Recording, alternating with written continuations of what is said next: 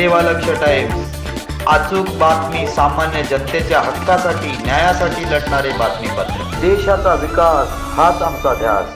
नमस्कार, आज आपण बघताय आम्ही आझाद मैदानामध्ये मराठा योद्धा जे गावा तळागाळातून इथे आलेले आहेत, माननीय जरांगे पाटील यांना समर्थक देण्यासाठी गावागावातून इथे लोक आलेले आहेत. आणि आता बघताय की यांना जेवणा खाण्याची सोय कशी झालेली आहे. 3 दिवस पाऊस होता, धोधार पाऊस होता, त्याच्यातून आता कुठेतरी त्यांना थोडंसं पाऊस थांबलेलं आहे. आणि याच्याबद्दल मराठा योद्धा जे आहेत ते काय बोलणार आहेत, कुठून आलेत आणि आताची स्थिती काय आहे? मी डॉक्टर अशोक पाचपुते, शिरूर कासार, जिल्हा बीड या ठिकाणून आलेला आहे. आणि संघर्ष योद्धा मनोजदादा जरांगे पाटील हे मूळ त्यांचं गाव शिरूर तालुक्यातच आहे. आणि आम्ही आज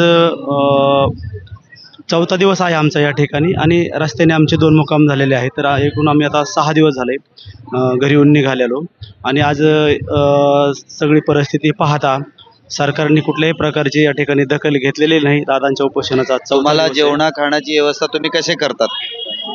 2 दिवस आमची जेवणाची गैरसोय झाली, परंतु त्यानंतर आम्ही गावाकडे निरोप दिला आणि आव्हान केलं लोकांना की आम्हाला जेवणाची गैरसोय आता होती. तुम्ही- इथले मुंबईचे लोक आम्हाला दुर्लक्ष करतायत. तुम्ही बघताय आता हे जे असे भाकरीचे हे ठेवलेले आहेत, म्हणजे भाकरी बांधून गावाकडून कुठून आले असतील, आता याची गैरसोय होते आणि अनाज बी काही प्रमाणामध्ये म्हणजे खराब होतोय. तर लोकांनी ह्याची पण काळजी घेतली पाहिजे, कारण अन्नधान्य एवढं खराब न झालं पाहिजे. त्याबद्दल मी सांगतो सर, काय झालं, आम्ही ज्यावेळेस अन्नधान्य घेऊन गाड्या आमच्या गावाकडून निघालेल्या होत्या, म्हणजे महाराष्ट्रातून, तर त्या ठिकाणी आम्हाला रस्त्यात येताना मुंबईमध्ये त्यांनी आमची अडवणूक केली आणि त्या ठिकाणी आमच्या गाड्या वेळेवर पोहोचल्या नाही आणि आमचं अन्न जे आहे ते खराब झालं, वाया गेलं, शिळं झालं. त्याच्यामुळे लोकांना खाता आलं नाही. नाहीतर म्हणजे ते पण हे अन्न खराब ते पण झालं, आम्ही कुणाच्या तरी मुखात घातलं असतं.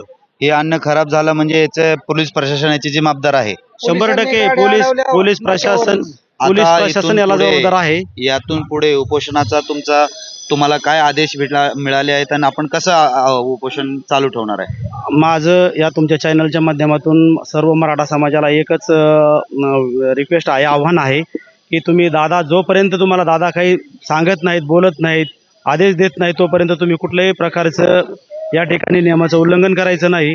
आणि आमचं दादा म्हणजे आमचं सेनापती आहे. जोपर्यंत सेनापती सेनेला आदेश देत नाही तोपर्यंत सेना ही कुठलाही निर्णय घेत नसते आणि कुठल्याही निर्णयापर्यंत पोहोचत नसते.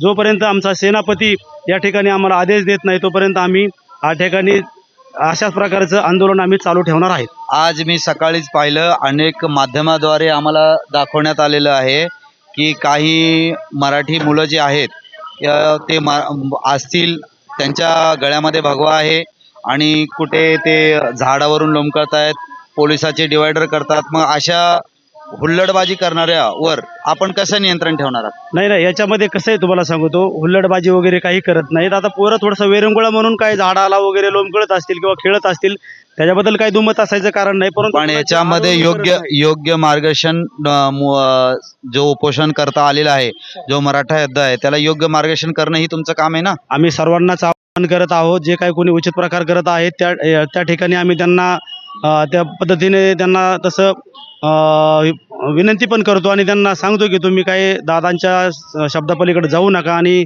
काय अशा प्रकार करू नका.